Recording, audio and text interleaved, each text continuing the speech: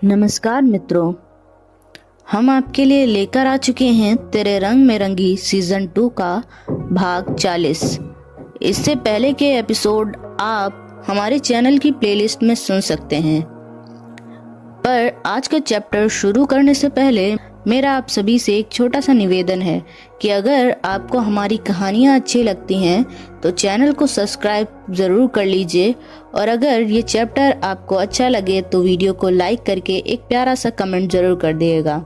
तो चलिए हम अपनी कहानी को सुनते हैं। राघवेंद्र दादी के कमरे के बाहर खड़ा था। उसने कुछ सोचा और धीरे से कमरे पर नॉक किया। कौन है? इस पर राघव ने कहा, दादी मैं हूँ, अंदर आ जाऊं? तो दादी अपने बेड पर बैठी हुई ही बोली,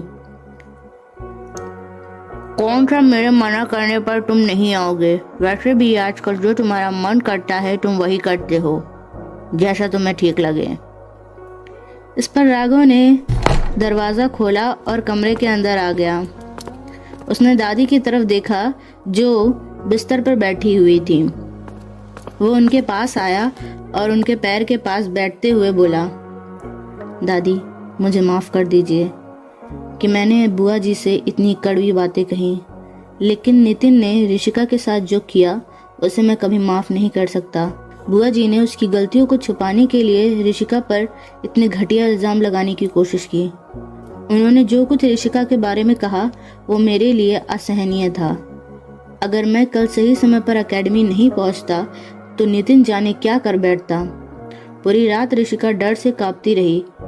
मैं ही जानता हूं कि मैंने उसे किस तरह संभाला है, और इस पर बुआ जी ऋषिका पर इतने घटिया इल्ज़ाम लगाकर सोच रही हैं कि वो नितिन को बचा लेंगी, तो बिल्कुल नहीं।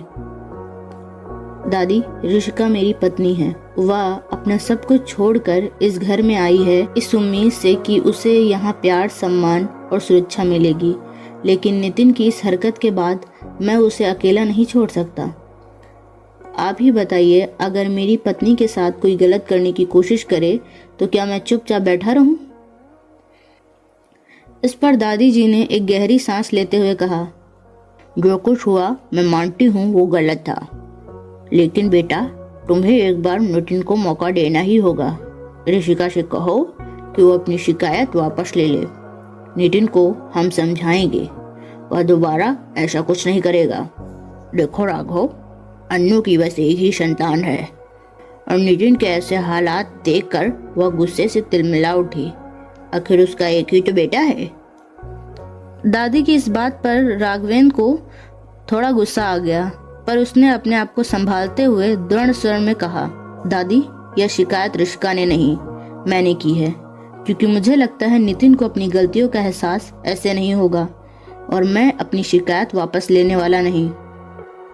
इस पर दादी चिढ़ते हुए बोली, राघव तू एक बाहर वाली लड़की के लिए अपने ही भाई से दुश्मनी ले रहा है। ये सुनकर राघवेंद्र का स्वर और भी सख्त हो गया। वो दादी से माफी मांगने आया था, पर दादी की ऐसी बातों ने उसे अंदर ही अंदर और क्रूर होने पर मजबूर कर दिया।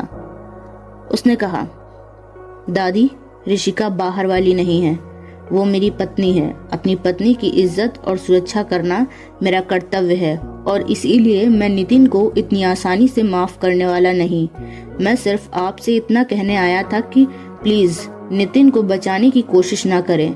मुझे आज ही सुबह पुलिस स्टेशन से फोन आया था। उन्होंने बताया कि इसी घर से कोई नितिन को बचाने की कोशिश कर रहा है, और वो बुआ जी तो नहीं है। ये सुनकर दादी जी ने नाराजगी भरे स्वर में कहा, तो ठीक है, जाओ अपनी बीवी के गुलाम बनकर अपनी बुआ के बेटे को ही दुश्मन बना लो, पर मैं ये सब नहीं देख सकती। मुझसे जो बनेगा मैं जरूर करूंगी। राघवेंद्र ने गहरी सांस ली और कहा, जैसी आपकी मर्जी, पर मैं फिर से कहता हूँ आप इस मामले से दूर रहिए। यह कहकर वह दादी के कमरे से निकल गया। हॉल में पहुंचकर उसने ऋषिका की ओर देखा और कहा, ऋषिका चलो, हमें डॉक्टर के पास जाना है। ऋषिका ने नाखुशी से कहा, डॉक्टर के पास जाने की कोई जरूरत नहीं है राघव। राघवेंद्र ऋषिका की इस बात को सुनकर मुस्कुराते हुए बोला, जरूरत है या नहीं ये डॉक्टर तय करेंगे। और अगर नहीं भी ज़रूरत है तो दिखाने में क्या परेशानी है। अब चलिए, वरना मैं आपको उठाकर लेकर जाऊंगा। इस पर ऋषिका ने मुंह बना लिया तो राघवेंद्र ने थोड़ा सख्त लहजे में कहा, आप चल रहे हैं या मुझे सच में आपको उठाकर ले जाना पड़ेगा।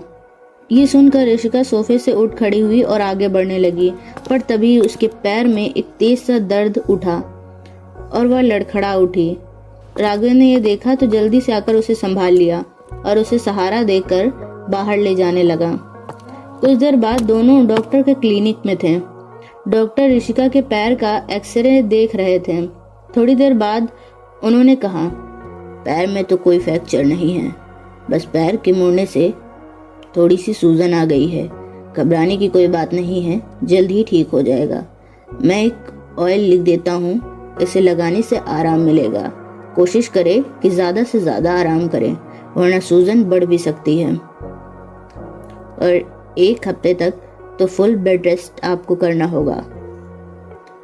डॉक्टर की बात सुनकर राघवेंद्र ने कहा, ठीक है डॉक्टर, हम इसका पूरा ख्याल रखेंगे। फिर उसने ऋषिका की ओर देखा और मुस्कुराते हुए कहा, अब आराम करने की बात तुम्हें माननी पड़ेगी। डॉक्टर के क्लिनिक से निकलने के बाद राघवेंद्र और ऋषिका कार में बैठे थे। कार में थोड़ी देर की खामोशी के बाद ऋषिका ने ठंडी आवाज में कहा, राघव मैं ठीक हूँ, आप डॉक्टर की बात को इतना सीरियस क्यों ले रहे हैं। राघवेंद्र ने गाड़ी चलाते हुए उसकी ओर देखा और हल्की मुस्कान के साथ कहा, ऋषिका, डॉक्टर की बात सीरियस लेने के लिए ही होती है। उन्होंने कहा है तुम्हें आराम की ज़रूरत है तो तुम आराम करो। लेकिन मुझे अपनी डांस प्रैक्टिस करनी है राघव, अगले हफ्ते मेरा कंपटीशन है और मैं इसे मिस नहीं कर सकती। ये मेरी और मेरी एकेडमी के लिए बहुत ज़रूरी है।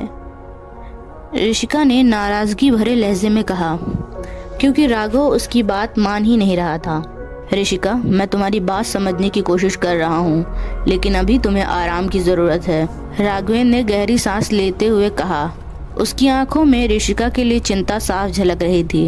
राघव, आप समझ नहीं रहे हैं, ऋषिका ने तीखे लहजे में कहा।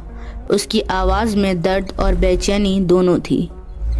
यह कंपटीशन मेरे लिए सिर्फ एक परफॉर्मेंस नहीं है, यह मेरी एकेडमी की पहचान, मेरा सपना और मेरे आत्मसम्मान की लड़ाई है। अगर मैंने इसमें भाग नहीं लिया तो हमें अपनी एकेडमी बंद करनी पड़ेगी। क्या आप जानते हैं ये मेरे लिए कितनी बड़ी बात हो जाएगी। राघवेंद्र ने यह सुना तो थोड़ा चौंकते हुए उसकी तरफ देखा और कार को सड़क के किनारे लगाकर उसकी आंखों में झांकते हुए पूछा, ऋषिका, तुम ये क्या कह रही हो, एकेडमी बंद करनी पड़ेगी?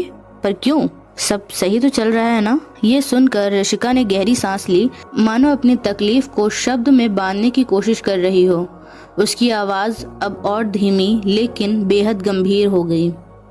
पिछले कई महीनों से एकेडमी बंद थी, जिस वजह से सभी स्टूडेंट और डांस टीचर ने दूसरी एकेडमीज ज्वाइन कर ली। इस समय हमारी एकेडमी में मुश्किल से गिने चुने 1-2 बच्चे हैं और डांस टीचर्स तो ना के बराबर। सिर्फ मैं और सरस्वती। 1 महीना हो गया है एकेडमी को वापस ओपन हुए, पर एकेडमी की हालत दिन पर दिन बदतर होती जा रही है। हमारी एकेडमी बंद होने से हमारी कॉम्पिटिटिव एकेडमी मित्तल एकेडमी पिछले कई महीनों से टॉप पर रैंक कर रही है, और जैसे ही उन्हें यह पता चला कि हमारी एकेडमी वापस से खुल गई है तो उन्होंने हर वो कोशिश की जिससे हमारी एकेडमी दोबारा अपनी पोजीशन पे ना आए। इसलिए वह हमें कोई भी मौका नहीं देना चाहते। हमने और सरस्वती ने मिलकर एडवर्टाइजमेंट भी एकेडमी की, पर उसकी हालत में कोई सुधार नहीं आ रहा है, क्योंकि मित्तल एकेडमी कभी भी नहीं चाहती कि हमारी एकेडमी फिर से चर्चा में आए। और हमारे पास इस एकेडमी को फिर से पहले पोजीशन में लाने का बस एक ही रास्ता है, और वो ये कि हमें उत्तराखंड में होने वाले इस डांस कंपटीशन में पार्टिसिपेट करना होगा। न सिर्फ पार्टिसिपेट करना होगा बल्कि इस कंपटीशन को जीतना भी होगा, ताकि हम अपनी एकेडमी को वापस से पहले जैसा चर्चे में ला सकें। और बस एक यही रास्ता है जिससे हम अपनी एकेडमी को फिर से बना सकते हैं। राघवेंद्र उसकी बात सुनकर चुप रहा। उसकी आंखें उसकी परेशानी को समझने की कोशिश कर रही थीं।